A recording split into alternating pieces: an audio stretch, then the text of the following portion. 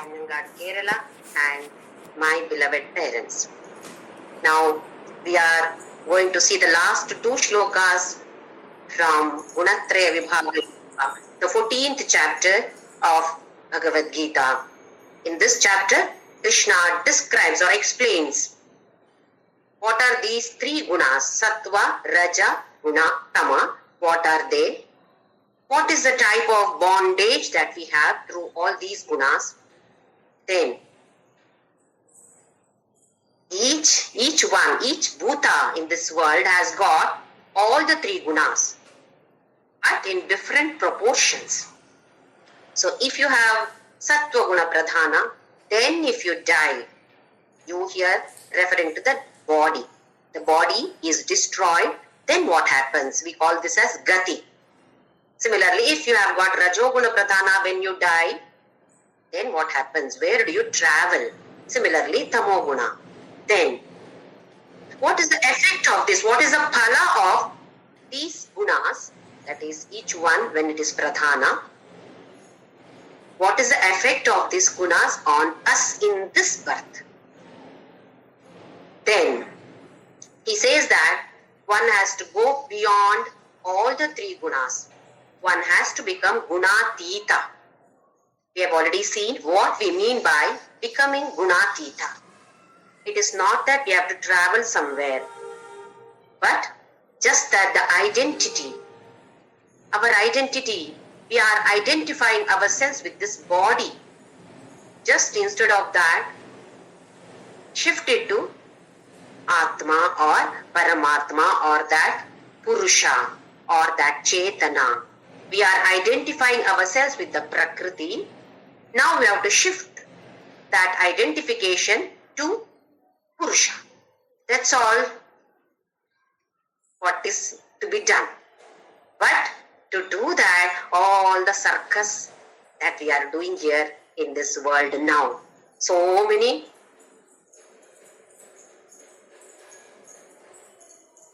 at this juncture. So in the last 26th shloka, Krishna explains about how to go about it. Just like all of us, Arjuna got the doubt. What are the indicators of a gunatita? What are the lakshanas of a gunatita? How does he conduct himself in this world? Then Krishna, tell me the path, show me the path to reach this gun, become this gunatita. Even I want to become gunatita. Don't we all want to become this gunatita? When he explains so beautifully, we also get that feeling, even I should become like this. So Krishna gives a very, very simple solution, very easy path he is showing us in this 26th shloka. Mam chayo vyabhicharena bhakti yogena sevate sagunan samatityaitan brahma pujaya kalpate. Mam avyabhicharena bhakti yogena sevate yaha. Whoever worships me. How? One is avyabhicharena, second one is bhakti yogena. Avyabhichara. Let us see what is vyabhichara. We have already seen this in the 13th chapter. There also he has used the word avyabhichara. Vyabhichara is not having a focus on one thing. A prostitute is given the name vyabhicharini because she has body contacts with physical contacts with so many men, not with one person. That is called vyabhichara. Not focusing on one person, but focusing on so many people. Similarly here, vyabhichara is worshipping so many different gods. Then don't we all worship? We worship Rama, Krishna, Sai, Devi, Ganesha, Subramanya. So, are we all doing this vyabhichara? No. Let me tell you what it means here.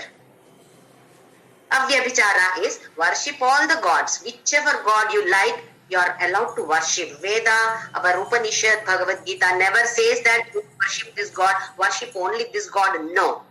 Any god, Anyone you want to worship, you worship. You want to worship a rock, worship tree, worship river, worship mountain, worship.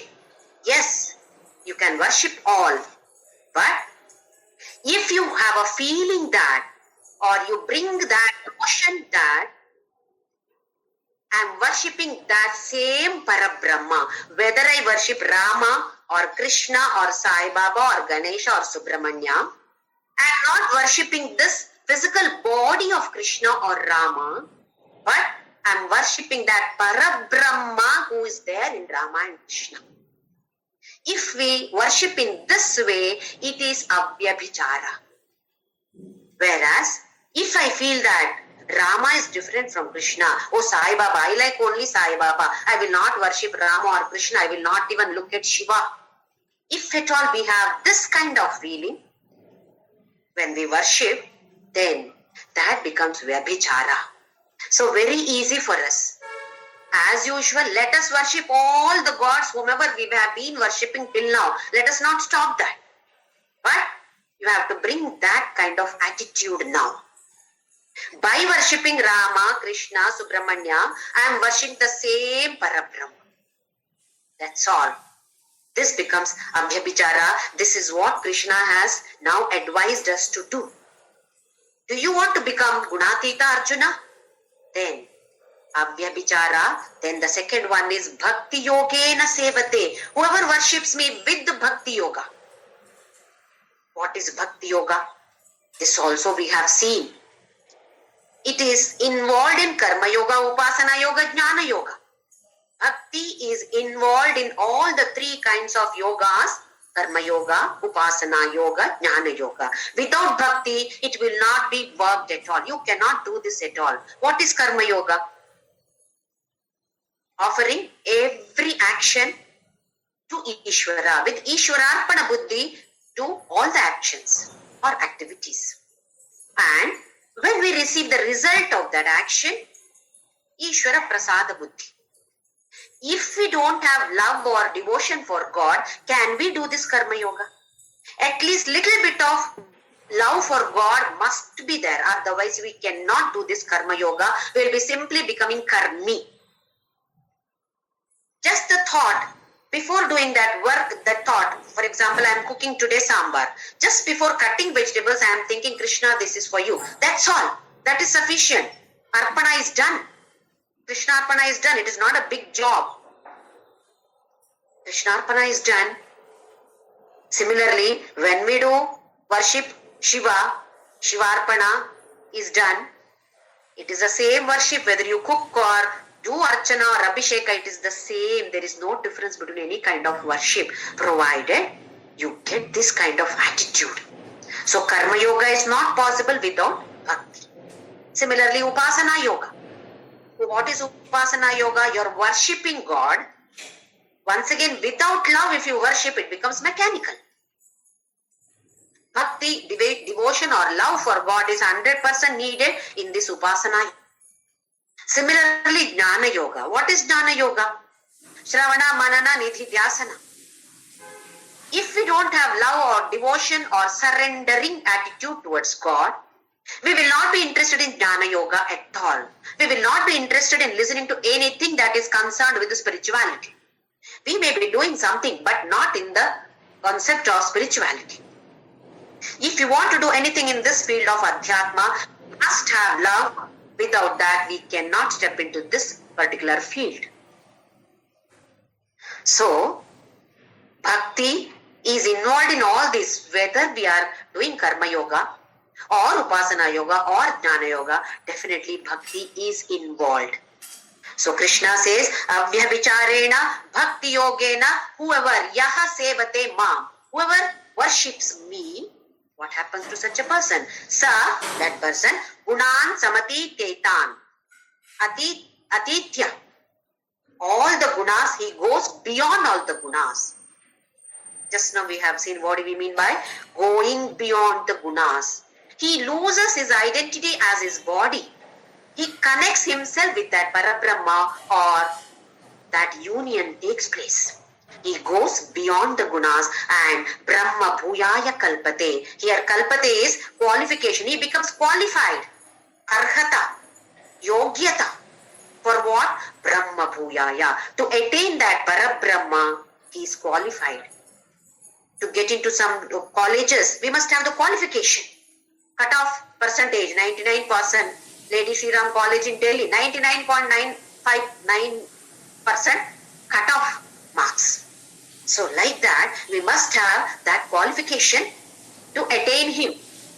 So here he says, if at all simply you do avyabhicharena bhakti yogena sevate mam, sufficient. If you do this, then you will be going beyond all the gunas and you will be attaining me, or you will get that qualification to attain me, which means you will be attaining me. So very, very easy path for us Krishna is showing here. Next shloka, the last shloka of this chapter. Brahmano hi pratisthaham amritasya vyayasya cha shashvatasya cha dharmasya sukhasya ekantikasya cha. Brahmano hi pratishtha aham. I am established in that Brahma. I myself am Brahma. I am the foundation, Adhara for everything in this world. Arjuna, you may be thinking that I am your cousin, I am your friend, brother-in-law. Krishna, Devaki Nandana Krishna, Nanda Gopa Krishna, that is only one aspect of me. I am that Parabrahma. Amritasya, no death, which means no birth at all. Adi Anta Rahita. Similarly, Avyaya, immutable, indestructible. Avinashi, Shashvatasya, I am eternal, always existing. This body of Krishna, I will have to drop one day. But as Parabrahma, I am Shashvata. Dharmasya, here Dharmasya means the one who can attain me by following Dharma. We have seen many different meanings for Dharma. Then, Sukhasya ekantikasya cha. Ekantika sukha. What is ekantika sukha? Any worldly pleasure is followed by pain. Definitely it is followed by pain. You buy your jewelry, very happy for a few days. Afterwards, assume that it is stolen. Theft has taken place. You have lost that jewelry. Then you will remember till your last breath, I have lost that, somebody stole that, ayyo, why did that fellow steal it? I curse him, let him get destroyed. Happens. Sukha was there initially because of the jewelry. Definitely it is followed by dukkha. Any laukika sukha is followed by dukkha. Whereas this sukha of attaining this Brahma, Parabrahma, he says, ekantika sukha. There is no dukkha. It is not dukkha mishra sukha. It is not mixed with dukkha at all. It comes alone. Sukha is Paramananda. That is why Sat Chit Ananda. So ekantikasya sukhasya cha. This is what I am. So according to me, this is one of the very, very important chapters for sadhakas like us. For an ordinary devotee, it may not be mattering much. This particular chapter, it may be an ordinary chapter. But for us sadhakas, it's a very, very important chapter for self-analysis. Atma Avalokan. We are been analyzing all the others till today. Why did this person behave like this? Why does he or she talk like this? Why can't she do like this? All we judge like this and analyze the others except ourselves. Now Krishna says, analyze your own self. Which guna is dominating in you? If tamoguna is come to rajoguna, then if rajoguna is dominating, come to sattva-guna, that you should be established in this. Sattva-guna should be dominating. It should be pradhana. Then, for how many days, how many months, how many years, how many births, that we don't know. But then only we will be able to cross. Otherwise, being in tamoguna and rajoguna, we cannot become gunatita. So coming to sattva-guna is highly, highly important for all of us. So we all must try. Put our 100% effort to develop this sattva-guna. Sattva-guna is there in everybody, but that should become dominating, so that Tamo-guna and Rajo-guna, even if they are there, they become insignificant. When we have this kind of guna in us, life becomes bliss. You'll be leading a blissful life. That is what he said. In this life, this is what happens. After death, you will be going to a better place or a better birth, superior birth you are going to get. So like this, we keep on moving to the higher and higher levels or higher and higher lokas. Then one fine day, we will be becoming or joining or united with that. So let us all focus on this particular chapter and try to understand and try to implement this, whatever he has advised so beautifully.